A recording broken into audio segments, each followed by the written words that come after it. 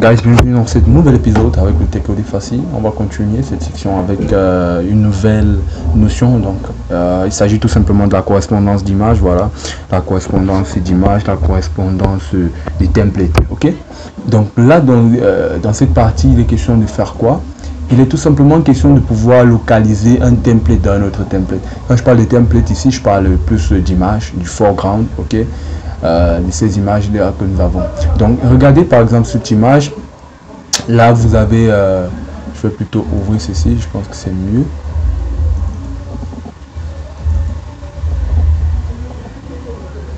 Ok, là je vais ouvrir plutôt cette image là pour que ce soit mieux, par exemple. Voilà, donc là par exemple vous avez cette image, n'est-ce pas, un premier template qui a beaucoup de choses. Voilà, un cluster de Raspberry. Voilà, vous avez là effectivement cette Raspberry. Ok, donc là ici à côté j'ai sorti tout simplement ce port mic. Donc si vous êtes bien attentif, vous allez vous rendre compte que en fait cet autre template, c'est tout simplement ce port mic qu'il y a à chaque fois sur chaque Raspberry. Et bien évidemment vous pouvez utiliser une image de votre choix, n'est-ce pas, une image où vous pourrez avoir plusieurs templates comme ceci dans cette image là.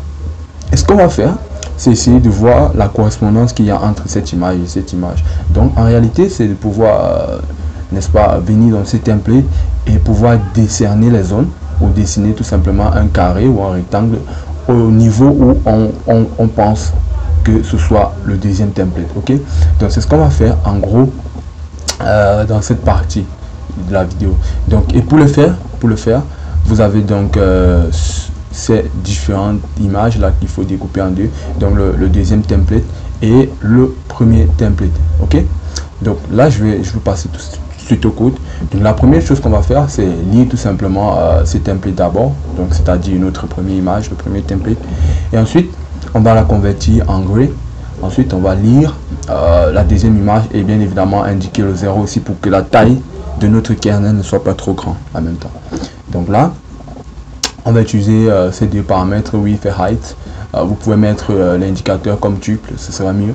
Voilà, template.shape, donc on va récupérer les dimensions de cette image. Ok, dès qu'on récupère les dimensions de cette image, on va créer un résultat, un result, un reste ou bien tout ce que vous voulez. Donc on va utiliser donc cette nouvelle méthode pour vous qui est tout simplement match template. Ok, match template va prendre l'image, va prendre le template et ensuite va prendre la méthode. Ok, donc vous avez votre image là, vous avez le template.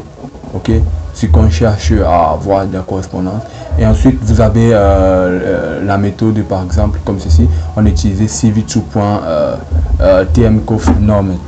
Dans la réalité il y a plusieurs méthodes comme celle-là que vous pouvez utiliser. Donc là voici un site que je mettrai, je tâcherai de mettre en description. Donc et c'est le site de la documentation de OpenCV qui décrit de façon mathématique chaque différente ces différents paramètres, ces différents thresholds, voilà, et la différente formule. Donc ce qu'on utilisera, c'est tout simplement celle-ci, cette méthode là. Ok, et là vous avez sa formule mathématique qui est tout simplement là. Ok, donc ça c'est l'implémentation C, et tout juste en bas vous avez je pense que c'est sur ce site là ou celui-ci, je pense pas. Ouais, ok, donc là sur ce site là vous avez exactement presque la même implémentation de ce qu'on va faire, ce que nous sommes en train de vouloir faire là. Et là ils utilisent différentes méthodes. Vous pouvez étudier ces différentes méthodes normalement pour bien acquérir les notions. Comme je vous avais dit, ça ne se résume pas tout simplement au niveau de ces vidéos. Il serait mieux pour vous de pouvoir lire tout ça pour comprendre en profondeur de quoi il s'agit réellement.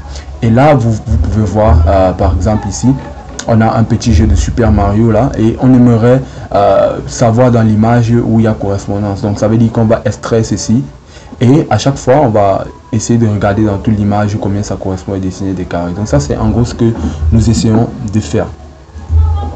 Donc voilà, lorsqu'on applique dans cette méthode, on peut appliquer un threshold, un paramétrage 0.9. donc en fonction de ce que vous voulez faire et du résultat obtenu, vous allez modifier. Ok, donc là je vais faire un np-where, je vais récupérer exactement là où le threshold, là où le reste est supérieur au threshold. Ok, chaque partie de pixels, et ensuite on va naviguer autour de cela et créer donc un rectangle. Si vous êtes pas familier avec ces méthodes de OpenCV, tâchez pas à recommencer la formation ou aller dans les premières vidéos où on vous montre tout simplement comment pouvoir dessiner par exemple un rectangle.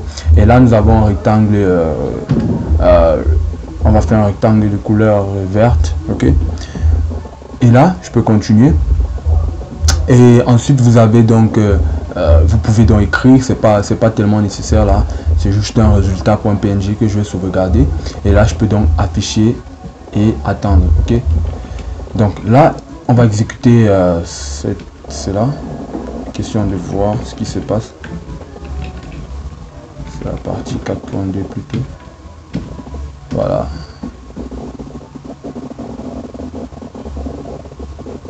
Ok, donc là vous avez ça, vous avez donc cette correspondance là en vert, voilà, un petit rectangle qui est dessiné, ce rectangle que nous avons fait ici, qui est dessiné autour de chaque template. Où est-ce qu'il a identifié cela dans l'image. Donc ok, donc ce qu'on peut faire, c'est modifier ce threshold là. À chaque fois vous modifiez pour pouvoir voir un peu la redondance et la fiabilité de l'algorithme. Donc bien évidemment ça a augmenté, ça a encore vu 1, donc on peut encore réduire, question de voir.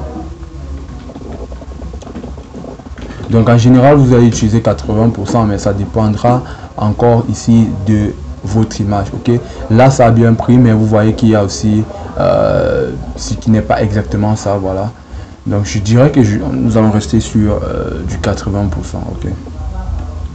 Ou tout simplement testons un peu 0,75%, ok. Donc là je pense que c'est nettement meilleur. Et si j'en montais encore, il y aurait genre 77%, voilà. Ok, là il a plutôt réduit, donc on va plutôt descendre à 74. Question de voir, donc, le but c'est vraiment d'obtenir la meilleure correspondance possible, quoi. Donc là je pense que le meilleur c'est 75%. 75%. Je pense que le meilleur c'est 75%. Ok, donc voilà un peu de quoi on parle quand on parle de correspondance d'image, correspondance de template et tout. Donc en même temps vous pouvez construire la vôtre avec des images, d'autres images, ok. Mais pour que ça marche, il faudrait que le template que vous allez choisir soit exactement la même taille que celui que vous voulez chercher dans votre image. Donc là je vais prendre quelque chose comme ceci. Je vais prendre quelque chose comme ceci. J'avais cette image là aussi que j'ai faite. Je sais plus trop comment je l'ai renommé du coup. Système, voilà, c'est ça, système. Ok. Voilà, donc en gros vous avez cette image là, ok. On a cette image là qui est tout simplement un tableau noir avec des trucs dessinés là-dessus. Et il est question de pouvoir identifier partout où il y a ce carré slave, ok. Ce carré slave là, il est question de l'identifier. Et vous pouvez voir donc à ce niveau comment j'ai sorti donc l'autre template. Et vous pouvez comme ça créer pour vous et essayer d'afficher. De la même façon, c'est avec ce type d'algorithme qu'on va pouvoir, quand on va voir les détections de contours et tout, on va pouvoir extraire par exemple la face de quelqu'un, ou bien détection d'objets, détection d'une bouteille Coca-Cola, ou détection de véhicules et tout, donc dans l'image. Donc c'est tout pour cette vidéo les gars, je vous dis à la prochaine vidéo avec le Tech Code Facile.